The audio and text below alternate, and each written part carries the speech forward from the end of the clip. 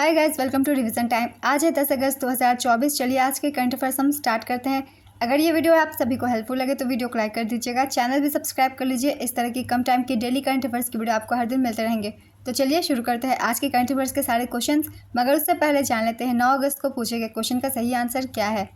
केंद्रीय गृह मंत्री ने कहां पर 3 नए आपराधिक कानूनों के लिए ई साक्ष्य, न्याय सेतु, न्याय श्रुति और ई समन ऐप लॉन्च किया। Option A Punjab, option B Chandigarh, option C Gujarat, option D Delhi. इसका सही आंसर है ऑप्शन बी चंडीगढ़। चलिए अब आज के करंट अफेयर्स हम स्टार्ट करते हैं। क्वेश्चन नंबर 1, भारत ने नेपाल में लोअर अरुण जल विद्युत परियोजना के लिए कितने रुपए की मंजूरी दी। इसका आंसर है 5,000 करोड़ रुपए। भारत ने नेपाल लोअर अरुण जल विद्युत परियोजना के लिए 5,000 करोड़ रुपए मंजूर किए। भारत ने नेपाल में 669 मेगावाट की लोअर अरुण जल विद्युत परियोजना के लिए 5,792 करोड़ रुपए मंजूर किए हैं, जिसका प्रबंधन सतलुज जल विद्युत निगम द्वारा किया जाएगा। 5 वर्ष में पूरी होने वाली यह परियोजना नेपाल के शंखुवासभा जिले में स्थित होगी, जिसमें 167.25 मेगावाट की 4 इकाइयाँ होंगी। सतलुज जल विद्युत निगम 900 मेगावाट की अरुण 3 जल विद्युत परियोजना पर भी काम कर रहा है, जिसके 2024 के अंत तक पूरा होने का अनुमान है। नेक्स्ट क्वेश्चन, हाल ही में राष्ट्रीय भाला फेंक दिवस कब मनाया गया। इसका आंसर है 7 अगस्त। ये दिवस ओलंपिक चैंपियन नीरज चोपड़ा के भाला फेंक में गोल्ड मेडल जीतने की याद में मनाया जाता है। 7 अगस्त 2021 को टोक्यो ओलंपिक 2020 में उन्होंने भारत के लिए इकलौता गोल्ड मेडल जीता था। वर्ष 2021 में एथलेटिक्स फेडरेशन ऑफ इंडिया ने आधिकारिक तौर पर इसे राष्ट्रीय भाला फेंक दिवस के रूप में नामित किया था। नेक्स्ट क्वेश्चन, हाल ही में जारी फॉर्च्यून ग्लोबल 500 सूची में शीर्ष भारतीय कंपनी कौन बनी। इसका आंसर है RIL, Reliance industries limited. Reliance industries Fortune global 500 सूची में शीर्ष रैंक वाली भारतीय कंपनी बनी। 2024 की सूची में 9 भारतीय कंपनियों को शामिल किया गया है, जिसमें RIL की रैंक 2 पायदान सुधार कर 88 से 86 हो गई है। HDFC बैंक को इस साल पहली बार सूची में शामिल किया गया है। टॉप 3 भारतीय कंपनियां हैं। 86वें स्थान पर रिलायंस इंडस्ट्रीज, 95वें स्थान पर LIC और 116वें स्थान पर IOCL। नेक्स्ट क्वेश्चन, हाल ही में केंद्रीय मंत्री भूपेंद्र यादव ने किस राज्य में नए मोर अभयारण्य की घोषणा की। इसका आंसर है कर्नाटक और केरल। केंद्र सरकार ने कर्नाटक और केरल में 2 नए मोर अभयारण्यों की घोषणा की। केंद्रीय मंत्री भूपेंद्र यादव ने पुष्टि की है कि कर्नाटक में आदि चुंचनगिरी और केरल में चुल्लुनुवार को नए मोर अभयारण्य घोषित किया गया। संरक्षण प्रयासों में मोरों के लिए प्रजनन और संरक्षण केंद्र स्थापित करना शामिल है। भारतीय मोर को IUCN रेड लिस्ट में सबसे कम चिंता की श्रेणी में रखा गया है। भारत का सबसे बड़ा पक्षी अभयारण्य भरतपुर पक्षी अभयारण्य केवलादेव राजस्थान में है। नेक्स्ट क्वेश्चन, हाल ही में पीयूष गोयल ने किसके द्वारा लिखी गई पुस्तक India@100 लॉन्च किया। इसका आंसर है V सुब्रमण्यम। भारत के पूर्व मुख्य आर्थिक सलाहकार V सुब्रमण्यम ने India@100 नामक पुस्तक लिखी। केंद्रीय वाणिज्य एवं उद्योग मंत्री पीयूष गोयल ने इस पुस्तक का अनावरण किया। पुस्तक का पूरा नाम India@100 envisioning tomorrow's economic power house है। पुस्तक में सुब्रमण्यम ने भविष्यवाणी की है कि यदि देश 8% वार्षिक विकास दर बनाए रखता है तो भारत 2047 तक $55 ट्रिलियन की अर्थव्यवस्था बन सकता है। नेक्स्ट क्वेश्चन, हाल ही में किस आयोग ने डिजिटल शक्ति केंद्र का उद्घाटन किया है। इसका आंसर है राष्ट्रीय महिला आयोग। साइबर पीस फाउंडेशन के साथ साझेदारी में राष्ट्रीय महिला आयोग की अध्यक्ष सुश्री रेखा शर्मा ने डिजिटल शक्ति केंद्र का उद्घाटन किया। केंद्र का उद्देश्य साइबर अपराधों के बारे में लोगों में जागरूकता बढ़ाना है। यह शिकायत दर्ज करने और निपटाने के लिए महत्वपूर्ण तकनीकी सहायता प्रदान करेगा। 2018 में डिजिटल शक्ति कार्यक्रम शुरू किया गया था। सुश्री शर्मा के अनुसार भारत में साइबर अपराध के मामलों की संख्या में वृद्धि हुई है, जो 2021 में 52,974 से बढ़कर 2022 में 65,893 हो गई है।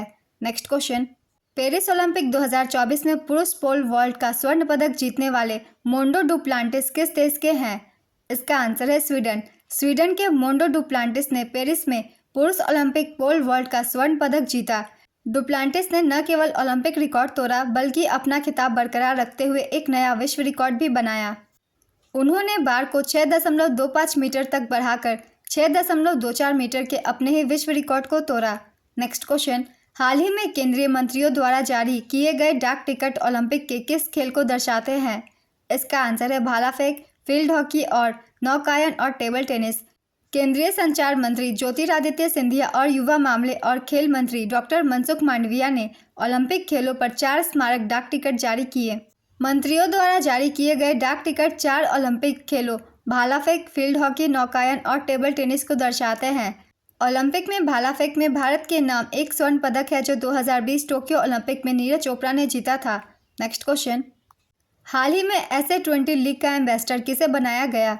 इसका आंसर है दिनेश कार्तिक। दिनेश कार्तिक को दक्षिण अफ्रीका की SA-20 लीग के लिए लीग एम्बेसडर बनाया गया। इस वर्ष की शुरुआत में क्रिकेट के सभी प्रारूप से संन्यास लेने वाले कार्तिक दक्षिण अफ्रीकी टूर्नामेंट से जुड़ने वाले पहले भारतीय खिलाड़ी हैं। अपने 16 वर्ष के IPL करियर के दौरान उन्होंने 6 टीमों का प्रतिनिधित्व किया है। इस दौरान कार्तिक ने 26.32 की औसत और 135.66 की स्ट्राइक रेट से 4,842 रन बनाए हैं। नेक्स्ट क्वेश्चन, पेरिस ओलंपिक 2024 के समापन समारोह के लिए भारत का ध्वजवाहक किसे नामित किया गया? इसका आंसर है मनु भाकर। मनु भाकर को पेरिस ओलंपिक 2024 के समापन समारोह के लिए भारत का ध्वजवाहक नामित किया गया। पेरिस ओलंपिक 2024 में मनु भाकर भारत की पहली 2 ओलंपिक कांस्य पदक विजेता है। 11 अगस्त को पेरिस ओलंपिक का समापन समारोह होगा। इस आयोजन के दौरान भाकर महिला ध्वजवाहक के रूप में भारत का प्रतिनिधित्व करेंगी। मनु भाकर ने महिलाओं की 10 मीटर एयर पिस्टल स्पर्धा में अपना पहला कांस्य पदक जीता। मनु भाकर और सरबजोत सिंह ने मिश्रित 10 मीटर एयर पिस्टल में कांस्य पदक जीता। हाल ही में companion of the order of Fiji पुरस्कार से किसको सम्मानित किया गया? इसका आंसर है द्रौपदी मुर्मू। फिजी के राष्ट्रपति ने राष्ट्रपति द्रौपदी मुर्मू को companion of the order of Fiji प्रदान किया। राष्ट्रपति द्रौपदी मुर्मू फिजी की 2 दिवसीय यात्रा पर थी। राष्ट्रपति मुर्मू ने अपने समकक्ष विलियम कैटोनिवर के साथ द्विपक्षीय बैठक की। Companion of the order of Fiji Fiji का सर्वोच्च सम्मान है। फिजी मेलानेशिया दक्षिण प्रशांत महासागर ओशिनिया का हिस्सा में एक द्वीप देश है। यह 300 से अधिक द्वीपों का एक समूह है। सुवा इसकी राजधानी है। नेक्स्ट क्वेश्चन, 6 से 8 अगस्त 2024 तक कहां पर पहले बिमस्टेक व्यापार शिखर सम्मेलन का आयोजन किया गया? इसका आंसर है नई दिल्ली, भारत। भारत ने पहला बिमस्टेक व्यापार शिखर सम्मेलन आयोजित किया। आयोजन 6 से 8 अगस्त। आयोजन स्थल नई दिल्ली। उद्घाटन भारतीय विदेश मंत्री S जयशंकर द्वारा। यह सम्मेलन बंगाल की खाड़ी क्षेत्र में अधिक क्षेत्रीय सहयोग को बढ़ावा देने की दिशा में एक महत्वपूर्ण कदम है। विदेश मंत्रालय भारतीय उद्योग परिसंघ के साथ साझेदारी में इस 3 दिवसीय कार्यक्रम का आयोजन कर रहा है। बिमस्टेक का पूरा नाम है Bay of Bengal Initiative for Multi Sectoral Technical and Economic Cooperation. इसकी स्थापना 1997 में हुई थी और इसका मुख्यालय ढाका, बांग्लादेश में है। सदस्य देशों की संख्या 7 है। इनके नाम है भारत, बांग्लादेश, नेपाल, भूटान, थाईलैंड, श्रीलंका और म्यांमार। नेक्स्ट क्वेश्चन, चंद्रमा के एक क्रेटर का नाम किसके नाम पर रखा गया है? इसका आंसर है पासंग शेरपा। एक चंद्रमा क्रेटर का नाम पासंग हामू शेरपा के नाम पर रखा गया है। हामू पासंग शेरपा माउंट एवरेस्ट शिखर पर पहुंचने वाली पहली नेपाली महिला है। नेपाल ने पासंग हामू शेरपा के सम्मान में चंद्रमा के दक्षिणी ध्रुव पर एक क्रेटर का नामकरण किए जाने का जश्न मनाया। नेक्स्ट क्वेश्चन, हाल ही में किस राज्य सरकार ने सभी फसलों की MSP पर खरीद की घोषणा की है?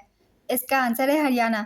हाल ही में हरियाणा के मुख्यमंत्री ने राज्य में सभी फसलों की न्यूनतम समर्थन मूल्य MSP पर खरीद की घोषणा की। इस प्रकार यह देश में सभी फसलों को MSP पर खरीदने वाला पहला राज्य बन गया। मुख्यमंत्री ने नहर जल सिंचाई शुल्क के बकाया में 133 करोड़ रुपए माफ करने की भी घोषणा की। रोहतक, नूंह, फतेहाबाद और सिरसा में प्राकृतिक आपदा के कारण फसल को हुए नुकसान से पीड़ित किसानों को 137 करोड़ रुपए का लंबित मुआवजा देने की भी घोषणा की गई। आज के करंट अफेयर्स के क्वेश्चन कंप्लीट होते हैं। चलिए अब आज का क्वेश्चन देखते हैं क्या है।